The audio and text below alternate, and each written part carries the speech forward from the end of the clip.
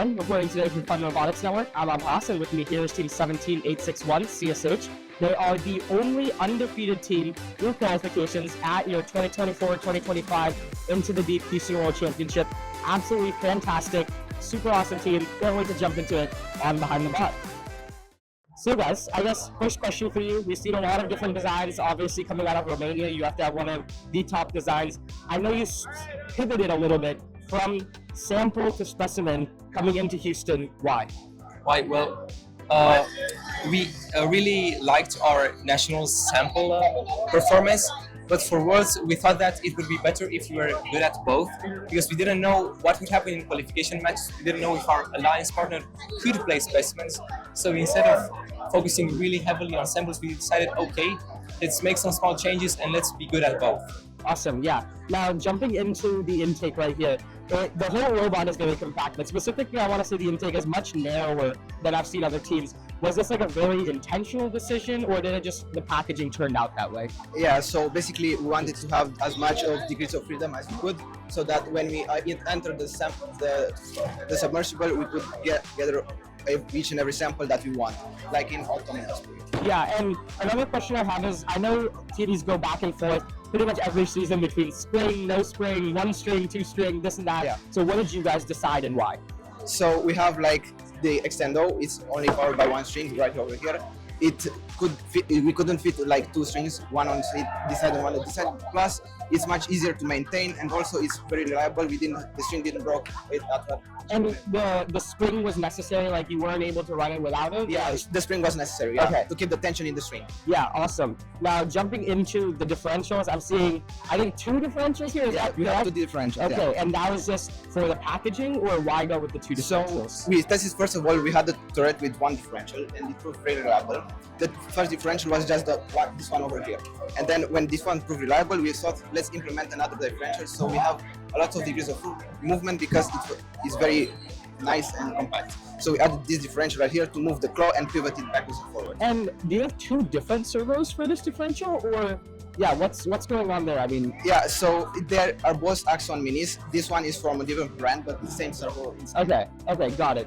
And talking about the claw a little bit, what do you think were some of the biggest changes you made in the design to just make it super consistent and picking up? Yeah, so one of the main changes that we did is the angle that this claws gets extended out. So when we are in the submersible, we could take every sample that we want. So if the claws don't open as much as we want them to, this might result in like not properly securing the sample when you grab it in autonomous period or in teleop. Yeah, and one other thing before we jump into software, I see the red servo hub here.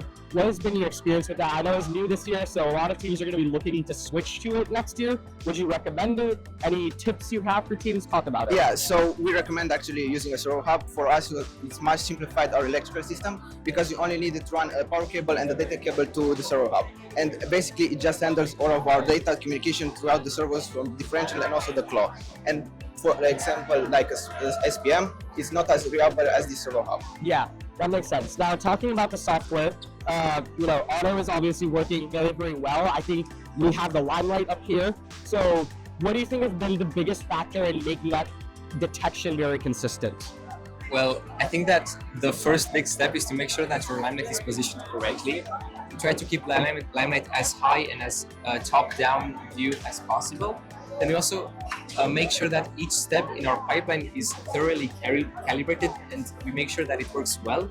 For example, for our masks, we use two different masks. We use a HSV color range mask and another lab color mask, and then we only take the contours that are in both masks. This way we can have both thresholds in both color ranges bigger. Awesome, yeah, thank you. Now jumping into the transfer sequence, can we see a transfer into the claw, into the deposit, and then we'll talk about the deposit?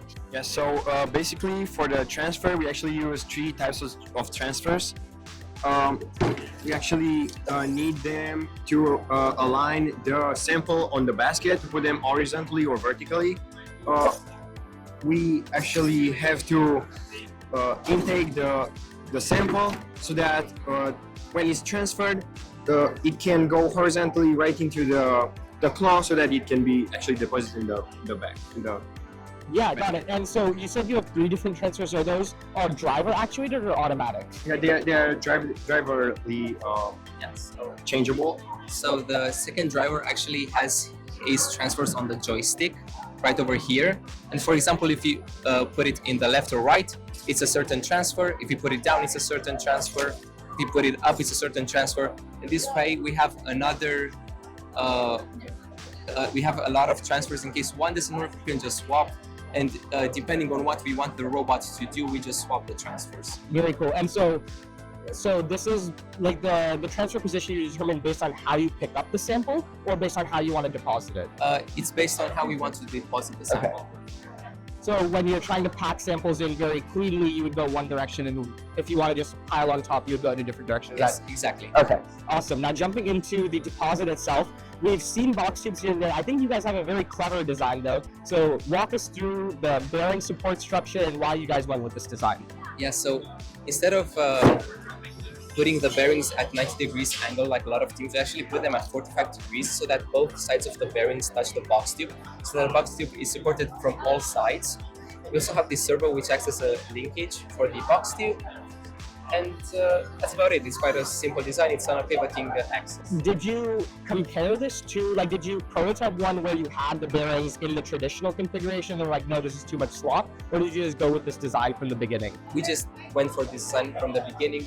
The reason we did it is because this was the first idea that came to mind, and because it worked so well, we thought, okay, let's keep it. Yeah. Now, talking a little bit about specimen, you said you pivoted, so I assume all of these alignment mechanisms in the back are new. Walk me through what automations you have with them and how you're using them. Yeah, so these are our specimen guides. What we do is that we slam in the wall, and what happens is that the robot pushes the specimen into the wall and it centers them. Then right over here, we have an ultrasonic distance sensor that detects the specimens, and what happens is that the claw picks the specimens by the clip, and then a state machine makes them go up into the scoring position where the driver presses one button when the specimen is on the bar.